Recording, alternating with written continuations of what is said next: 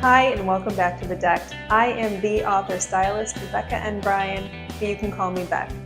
Today I'm going to be doing a recap on the Milwaukee Girls' Day Out vendor market that I talked about in the last couple episodes. So I'm going to go into kind of what works, what worked, what didn't work, give you some tips on maybe how to get noticed at these things, and tell you if they're even worth doing.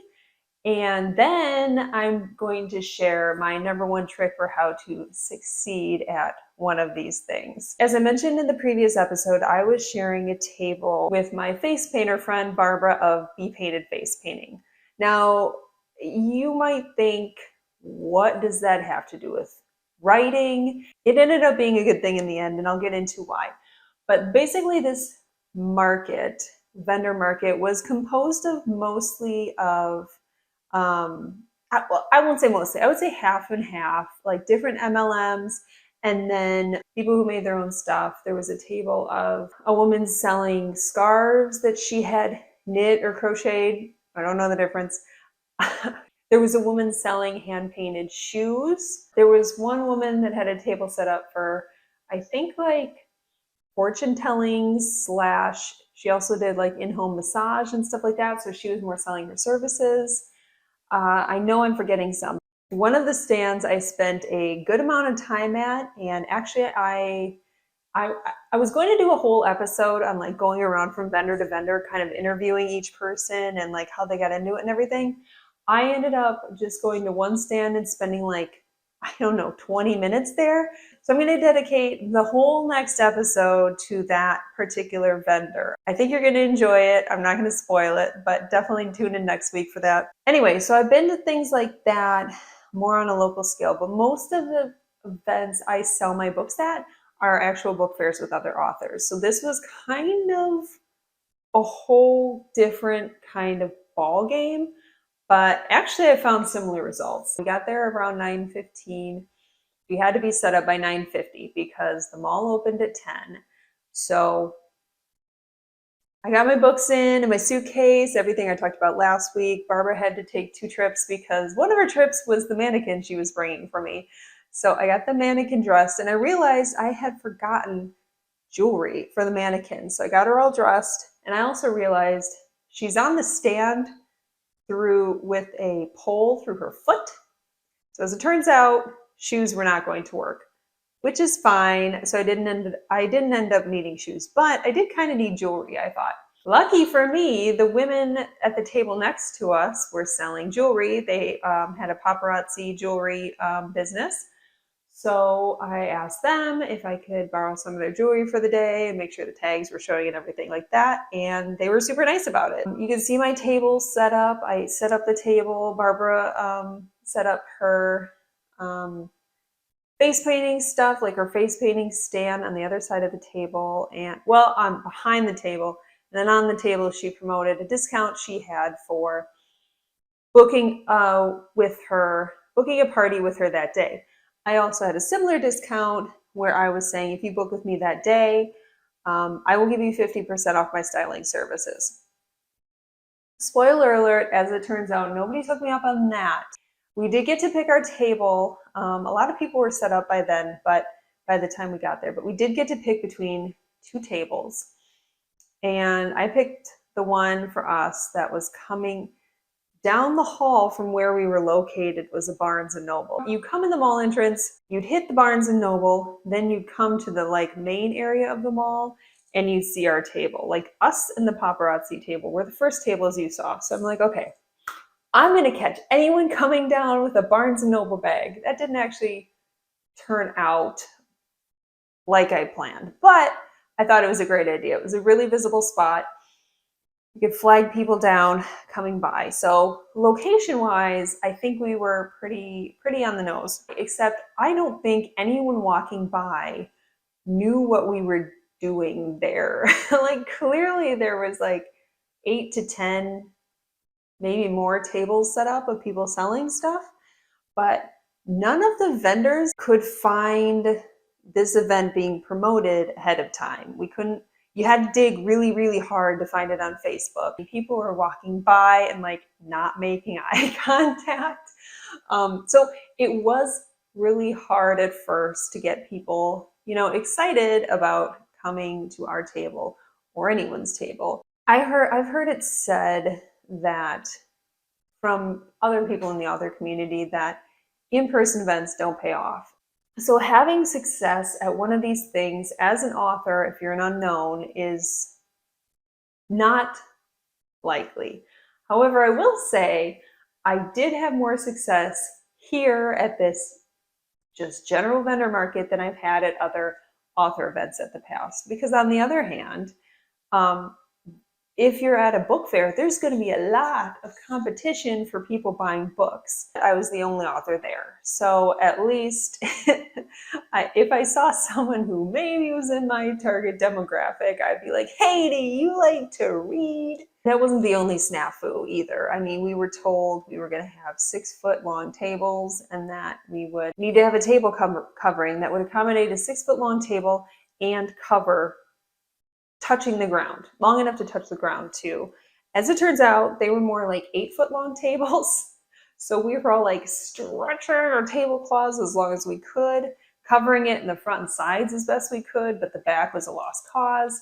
So I don't want to speak poorly of the event organizers because, I mean, some of us did give them feedback, and I'm sure, I can only hope they will try to improve for next year.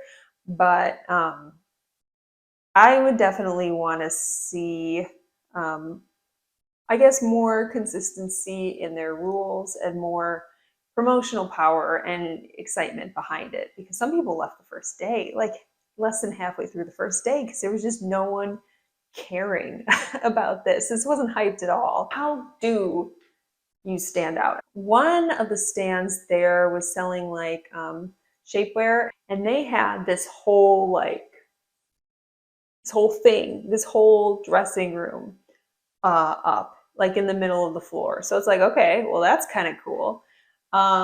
We tried to get people's attention with balloons. I mean, Barbara's a face painter. We need to attract kids' attention, and balloons do that. Let's get to the numbers. So was it worth it? I do want to get to my tip about what makes this successful, but first I want to get some numbers behind, was it worth it? This event, I looked it up, was not cheap. The price to get in was pretty high, like higher than I paid, I think, for anything else. Barbara said she was $3 shy of making back her money. However, I'm hoping that a lot of the people who are interested in her services will contact her, and that'll be long tail returns on that. I ended up selling 7 books, 3 Floweranthas. 2 were to actual kids, and that was the biggest advantage of being next to a face painter. If I saw any kid that looked like they were 8, from the ages of 8 to 12, I was flagging them down. First, I'm like, face paint. And when they stopped to look at that, I was like, do you like to read? And then I had like Flowerantha. And a couple people, no, there was one girl who was with her younger cousins, and she looked like I was explaining Flowerantha to them. And then I'm like, and this one is for high school, is about a high school girl. And I looked right at her. She's like, and you're looking at me. I'm like, yeah, turn it over. I think you'll like it. And she did like it, and she bought it. So 7 books sold is actually it's a pretty good day for me. I know some authors are more successful. I've had events where I've sold 1 book or no books. So actually I was happy with the 7 books. Was it worth it for me? Money-wise, probably not. Time-wise, maybe not. But honestly, I was sitting in a mall with my friend all day and having a couple Starbucks drinks and a Cinnabon. From that aspect, yeah, I'd say the day was worth it. And not only that, like seeing these kids, like, younger preteens, but also the teenager getting excited about my books there were a couple teenagers, a group of 4 who wanted their faces painted. So and Barbara was like, well, while you're waiting, why don't you look at these books? 2 of them bought front rows. I had front row on sale for $5 that day, and 2 of them bought books. I can never sell that book ever for some reason, and I sold 2 of them. By the way, I love that book. Anyway, I sold 2 of them, so that was super exciting, and they were so excited to meet the author. So I would say, if you're at a book fair, at a book event and have a table set up, people already know they're going to meet the author.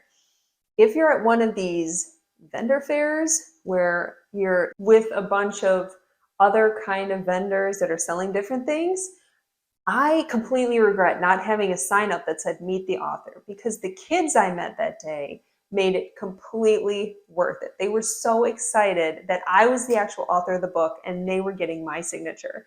So if I were to do another vendor fair like that, I would absolutely have a big sign that said, meet the author, get an autographed book today, something like that. So that's my advice.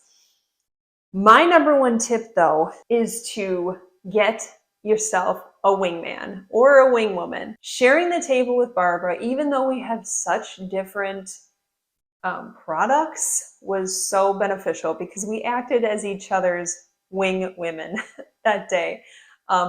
Every time I saw a kid walk by, I'm like, face painting. Do you want to get your face painted? Like, face painting. We got balloons too. And then every time someone would slow down before my table, Barbara would be like, 2-time award-winning author right here, which is true. So we'd hype each other up. And I'd be like, if people were kind of on the fence, like one woman was saying, oh yeah, we went to the zoo. I'm like, Barbara's a better face painter than anyone you're going to find at the zoo, which is also true.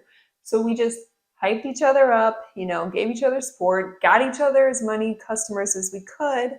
I poached all her kids that came over and yeah, it worked out really great. In the past, I've shared tables with my friend Melinda Andrews. I've shared a table with her once or twice, and she writes in every genre. So it's so easy to hype people up for Melinda. It's so easy to get her customers. I'm like, you read romance? Go over there. You read urban fantasy, paranormal stuff? Go over there. You read fantasy? Get your butt over there. And if you don't have a wing woman or man with you, get out of the chair and meet the other vendors that are there. Because for the first half, or actually for the first bulk of the day, we were each other's customers. I bought some skincare products that day from another vendor. I got some clothes. One of the vendors bought a book from me for her 10-year-old. The other vendors are probably going to be your first customers. And because they know, even if it's a pity buy, it's still a customer. So that is my absolute number 1 tip for these events. The other vendors are not competition. You all want people at your table, at each other's table. And here's my number 1 wing woman, my oldest daughter. Also, I'm her number 1 favorite daughter. I am not saying that, but she is my first daughter. She's not saying it. She's not saying it, but she's thinking it. I am not even implying that. She's definitely thinking it. Thanks for stopping. Like and subscribe! Bang! Bang! Bang! Bang! Bang! Thanks for watching this episode of The Deck. Tune in next week to see what vendor I'm going to talk about from the vendor market. And what weird things I'm going to do next on the video. Bye!